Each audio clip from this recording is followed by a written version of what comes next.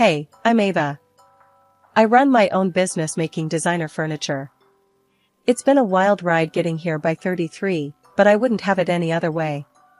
My life was mostly about work, though deep down, I hoped for more, like a family of my own. It was during one of my rare vacations down in Santa Cruz that everything changed. I was on the beach, trying to learn surfing, mostly failing and falling flat on my face into the waves. That's when Jake showed up with his surfboard under his arm, looking like he owned the place. "Need some help there?" he called out, jogging over. His voice was playful, a slight tease hanging in the air between us. I brushed the sand off my face, trying to look a bit less like a drowned rat. "Do I look like I need help?" He laughed, a deep, hearty sound that made me smile, despite my embarrassment. "Well, you ain't exactly riding the waves like a pro." I shrugged and gave him a challenging look. "Maybe I'm just enjoying my unique style of surfing. Ever thought of that?" "Unique's one word for it," he grinned, extending a hand to help me up. "Name's Jake. I teach surfing around here. How about I give you a few pointers? No charge." I figured why not. It wasn't like I had anything better to do, and the guy seemed genuine enough. So, I took him up on his offer. Turned out, Jake was a natural teacher. He was patient, explaining things clearly without making me feel like an idiot. "Balance is key," he instructed as he guided me on the board. "You gotta feel the wave, be part of it, not fight it." Easier said than done, but with Jake's guidance, I actually managed to stand and ride my first wave. I couldn't believe it. I laughed so hard I nearly fell off again. "That's it. You're a natural," Jake cheered, clapping his hands. I paddled back, flushed with excitement. "Thanks, Jake. I guess you're a pretty good teacher." That night, we talked like old friends. Turns out, Jake moved around a lot as a kid, never really settling anywhere until he hit the surf towns. He loved the ocean, said it was the only place he felt at home. "And what about you, Ava? What's your story?" I told him about my business, how I'd started from scratch, working day and night to make it something real. He listened, really listened. And that's how it started, really. A simple meeting on the beach that turned into dinner, and a conversation that felt like it could go on forever. I didn't know then that I'd fall for him, hard and fast. But that comes later. For now, it was just two people, laughing over fish tacos, the ocean whispering in the background. I smiled. Maybe I'd just found that someone. Life after meeting Jake took a fast track, like a runaway train I had no interest in stopping. Our courtship was a whirlwind, filled with laughter, beach days, and long, heartfelt conversations under the stars. It didn't take long before he popped the question. We were at our favorite spot on the beach, the same place where we first met. "Hey Ava," Jake started, his voice unusually shaky. "You and me, we're kinda great together, huh?" I laughed, a little nervous, sensing something big was coming. "Kinda great? That's the understatement of the year." He took a deep breath and went down on one knee, right there in the sand. "Marry me, Ava. Let's not just be kinda great. Let's be amazing, together, forever." My heart skipped about a dozen beats. "Yes," I blurted out, more tears in my eyes than I'd care to admit. "Yes, I'll marry you, Jake." The wedding was everything I could have hoped for. It wasn't large, just close friends and family at a small chapel near the beach. The reception was at a local hall, decorated with simple flowers and strings of lights that made everything feel magical. But as we settled into married life, I started to see sides of Jake I hadn't known before. He loved the finer things, expensive clothes, high-end gadgets, and soon, a sleek sports car that ate up more money than I wanted to think about. One evening, as I was working through some designs, Jake strolled into my office, a glossy brochure in hand. "Hey babe, check this out," he said, laying the brochure on my desk. I glanced at it, my stomach dropping as I saw the price tag on the car he was pointing at. "Jake, this is really expensive. Are you sure we can manage this right now?" He leaned back, a frown creasing his brow. "Come on, Ava. You make good money, right? We can afford a little luxury. I sighed, knowing I'd regret it, but also not wanting to fight. Fine, but this is a big purchase. We should be careful with spending for a while. Trust me, babe, it's all under control, he assured me, but his casual dismissal of my concerns stung more than I expected. His parents, too, became a regular fixture in our lives. His mom, Marlene, and dad, Phil, were charming at first. They'd often come over, praising the house, the food, everything. But soon, every visit came with requests. Ava, dear, you have such good taste. Could you help us pick out some new curtains? We just don't know what to get, Marlene would say, her eyes darting around our living room appreciatively. Sure, I helped. I even paid, thinking it was no big deal, a way to make them feel welcome. One night, after they'd left from one of their many visits, I collapsed onto the couch next to Jake, exhaustion nipping at my heels. Your parents are really taking this family thing seriously, huh? He chuckled, not catching my tone. Yeah, they love you. You're like the daughter they never had. I bit my lip, not sure how to say what was on my mind without causing a rift. It's just, they expect a lot. Gifts, money, time. It's getting to be a bit much, don't you think? Jake's face hardened a little, his voice sharp. They're just being friendly, Ava. They like spending time with us, that's all. I wanted to argue, to tell him it felt like more than that, like we were a bank they could take from without asking. But I held my tongue, the words happy wife, happy life echoing ironically in my head. Jake's attitude toward having kids started to put a real strain on us. I always knew I wanted to be a mom, but Jake's insistence on having a son was something else. It wasn't just a wish, it was an obsession. One night, after dinner, we sat down in the living room, each with a glass of wine, trying to unwind. That's when I decided to bring up the topic again.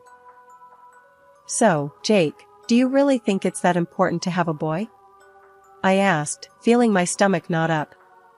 Jake looked up then, his expression serious. Of course, Ava.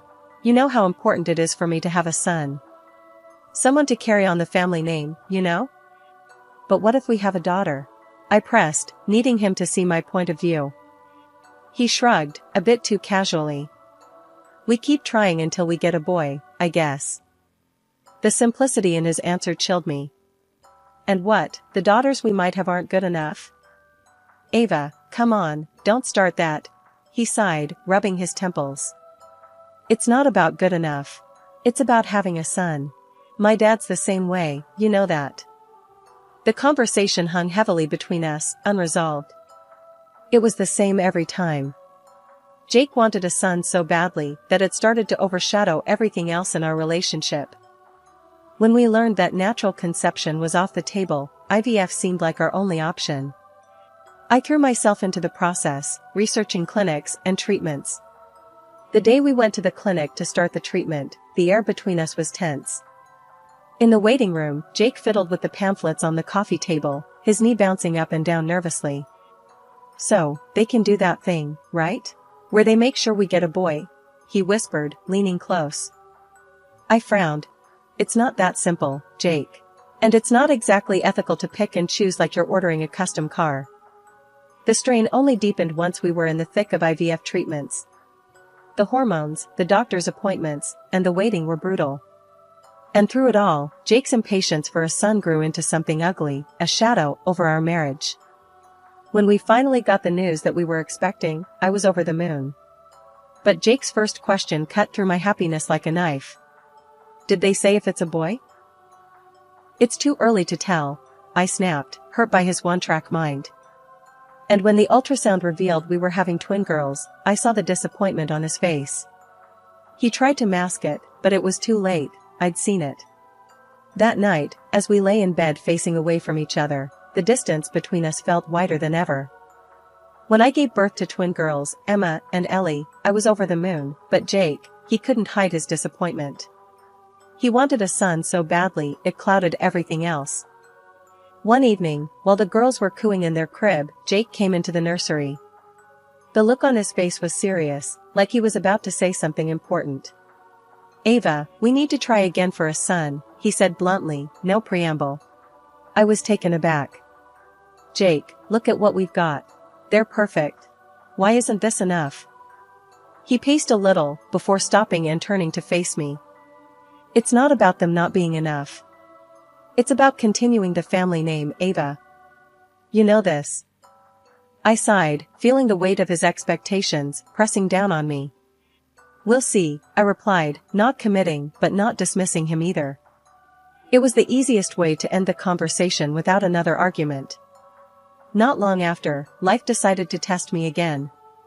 Phil, Jake's dad, got seriously ill. One evening, Marlene, his mom, came over, wringing her hands with worry. "Ava, the surgery Phil needs, it's urgent, and his insurance won't cover all of it. We need $50,000. The amount made me choke a little. "That's a lot, Marlene." "I know, dear, but we're desperate. We wouldn't ask if there was any other way." I thought about it, the businesswoman in me kicking in. "I can lend you the money, but I'll need you to sign a receipt. It's just a safety measure." Marlene bristled a bit at that. "Really, Ava, a receipt? We're family." I stood firm. "It's nothing personal, Marlene. It's just how I handle things professionally. It's a lot of money." Reluctantly, she agreed, and the receipt was signed. Jake didn't take it well when he found out. "You made my mom sign a receipt? What's wrong with you, Ava?" "It's how I protect our future, Jake. And it's for our girls," I shot back, frustrated at having to justify myself. Things settled down a bit until the girls were about 6 months old. That's when I found out I was pregnant again, naturally this time. I was shocked and happy but scared to tell Jake. His reaction was just as I feared. "A son, Ava. It has to be a son. I don't need another girl," he said coldly when I told him. Months later, I gave birth to another beautiful girl. I named her Mia. Jake didn't come to the hospital, not even to see Mia, or help me home. I ended up taking a taxi, 1,000 worries in my head. When I got home, the house was quiet except for the sound of the babysitter in the nursery. Jake wasn't there. He came back the next day, looking like he hadn't slept at home. "Where were you?"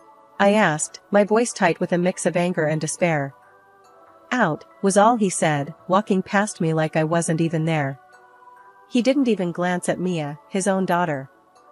The hurt from that cut deeper than anything else.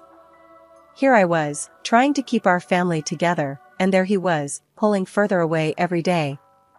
It was clear to me then that something had to change. Things had been rough since Mia was born, and they weren't getting any easier. Jake was hardly ever home, always at work, or so he said, and whenever he was around, he was distant, detached. Our financial arrangement had become a sore point. He stopped contributing to the household, saying, "You make enough for both of us, Ava. Handle it." Trying to discuss our issues felt like talking to a brick wall. He'd come home late, often just as I was putting the girls to bed, avoiding any real conversation. Even my in-laws added to the strain. Marlene would come over, not to see the girls, but to ask for favors or gifts. "Ava, dear, could you help me pick out a new microwave? You always choose the best appliances," she'd say, her compliments thinly veiling her true intentions. She barely glanced at her granddaughters playing on the floor beside her. Phil, after recovering from his surgery, didn't hold back his thoughts either. During one of his rare visits, he said bluntly, "We hoped for a grandson, Ava. These girls, they're fine, but a boy would have been better." But the real shock came when Jake stumbled in one night, looking more frazzled than usual. His face was pale, his hands shaking. "Ava, I screwed up. Big time," he blurted out, sinking onto the sofa with his head in his hands. "What happened? Talk to me, Jake." "I lost money, a lot of it. At the casino. I've got creditors on my back now. They're not the kind of people you can just brush off," he admitted, his voice laced with panic. Fear gripped my heart, not just for our financial security, but for his safety. "How much, Jake?" 25,000, he whispered. Despite everything, my instinct was to protect him, our family. Okay, we'll handle this. But you have to promise me, no more gambling. Ever. I swear, Ava. No more gambling. I can't lose you, or the girls. So, I did what I thought was necessary. I transferred $25,000 to clear his debts. After that, Jake's demeanor changed overnight. He was home more, engaged with the girls, constantly showering me with affection and gratitude. You saved me, Ava.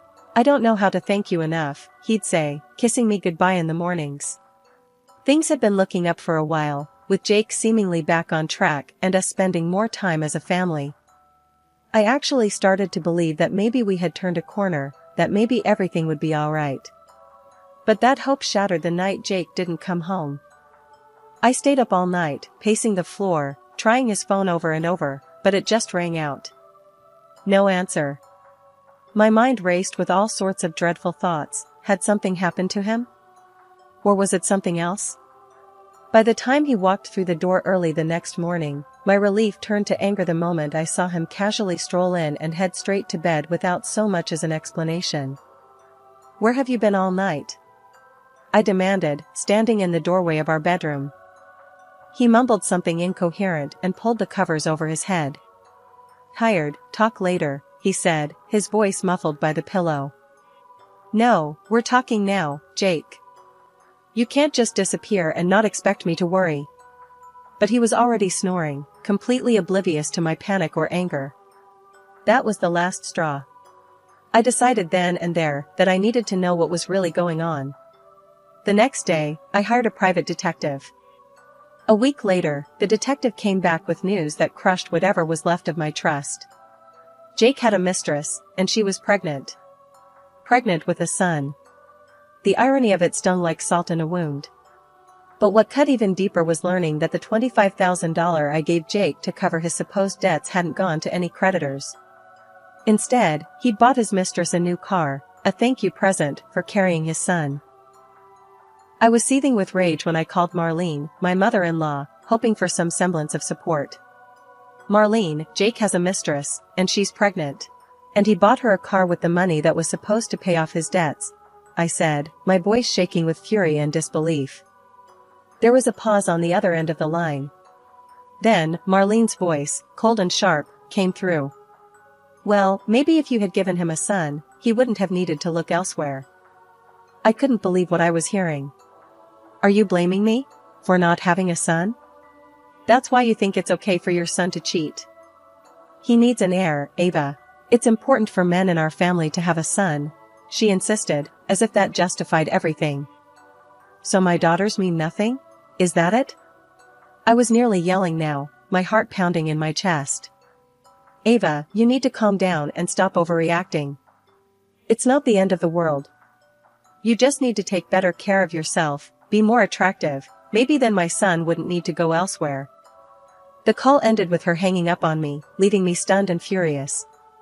The betrayal from Jake was one thing, but the betrayal from someone I considered family was too much. It was clear to me now that Jake and his family would never change.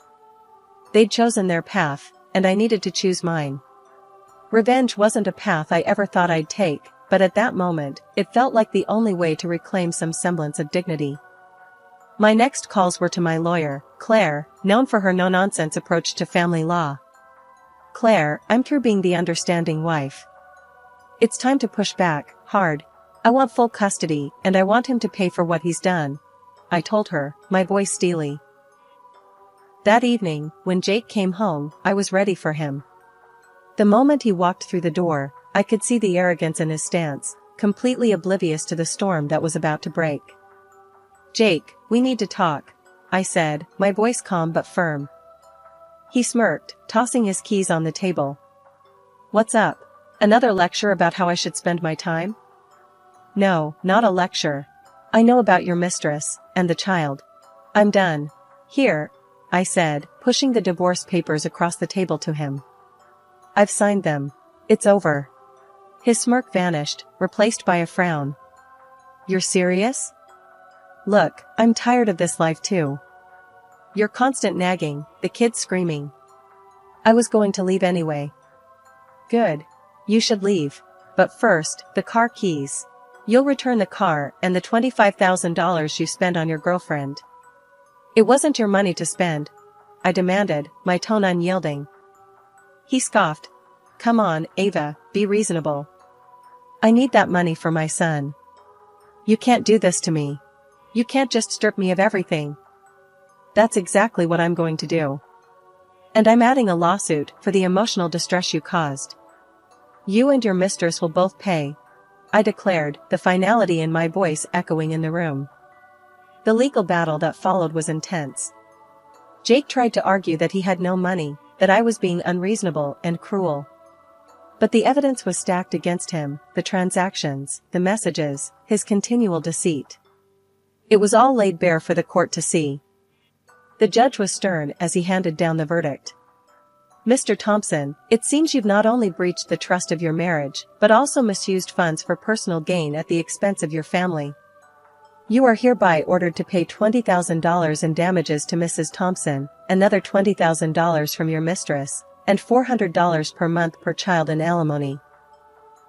Jake's face during the ruling was a picture of shock and defeat. Forced to take out a loan, he had to scramble to cover the payments ordered by the court. The courtroom drama had barely settled when my in-laws decided to confront me. They stormed into my house like a hurricane, blaming me for everything under the sun. You destroyed our family and ruined our son, Marlene shouted, waving her arms dramatically. Phil chimed in, his voice just as accusing. You took everything from him, made him out to be a monster. I listened quietly, letting them vent their anger and frustration. They hurled insult after insult, but I stood my ground, the calm in the storm. After they had exhausted their tirade, I calmly pulled out the receipt for the $50,000 I had loaned them for Phil's surgery. You owe me $50,000. I was generous then, but now I need that money back. Their anger turned to panic. We don't have that kind of money, Ava. We're old, we're not working, Marlene pleaded, tears starting to form in her eyes. That's not my problem. You signed an agreement. You owe me this money, I stated firmly, my resolve unshaken by their distress. Seeing that I wasn't backing down, Phil resignedly nodded.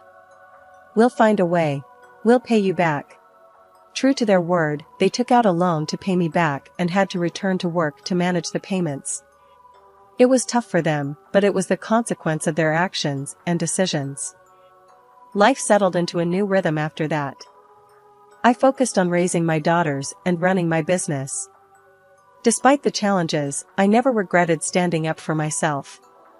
My girls were thriving, growing more beautiful and intelligent each day, and my business was doing well, giving us a comfortable life. Jake's fate turned out quite differently.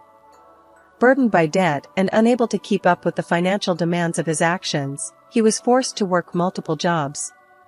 He left his mistress after she gave birth to a daughter, not the son he so desperately wanted. The irony of it wasn't lost on me, but I felt no pleasure in his misfortunes. Months later, a knock came at my door. It was Marlene and Phil, looking older and more worn than I remembered. Ava, we've been thinking a lot about what happened. We're sorry, Marlene started, her voice trembling. Phil nodded, his eyes avoiding mine. We miss the girls. We were wondering if, maybe we could see them? I looked at them, seeing the genuine regret in their eyes, but the pain they had inflicted was too deep, and their betrayal too significant. I appreciate your apology, I began, my voice steady. But I can't let you back into our lives. Not after everything. The girls are doing well, and we're moving on. It's better this way.